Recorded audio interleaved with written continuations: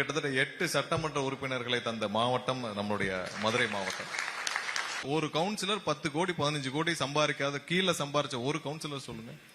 இதுக்கு அந்த ஒரு மாநகராட்சி இயங்கணும். 100 கவுன்சிலர் இருக்காங்கன்னா நீங்க சாதாரணமா 10ல இருந்து 15 கோடி பாத்தீங்கன்னா 2000 கோடி 1500 2000 கோடி சம்பாதிக்கணும். இந்த அப்புறம் மாநகராட்சி எங்க தாங்கும்?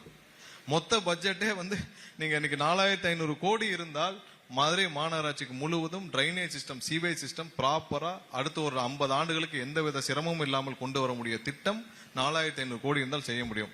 கடந்த 5 ஆண்டுல இந்த திமுக கவுன்சிலரும் மற்ற கவுன்சிலரும் சேர்ந்து சம்பாரிச்சது அதை விட அதிகம்.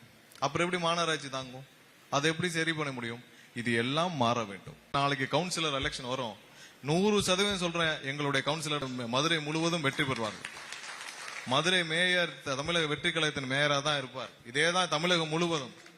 அப்ப வந்தப்ப பாப்பீங்க, என்னடா போன வாரம் வரைக்கும் கவுன்சிலர் எல்லாம் 100 ரூபாய் வீட்டுக்கு வசூல் பண்ணிட்டு இருந்தாங்க, கடைக்கு வசூல் பண்ணிட்டு இருந்தாங்க, தெருவோர வியாபாரிகளை கூட விட்டு வரல, அங்கேயும் திமுக கவுன்சிலர் எல்லாம் 100 200 வசூல் பண்ணிட்டு இருந்தாங்க.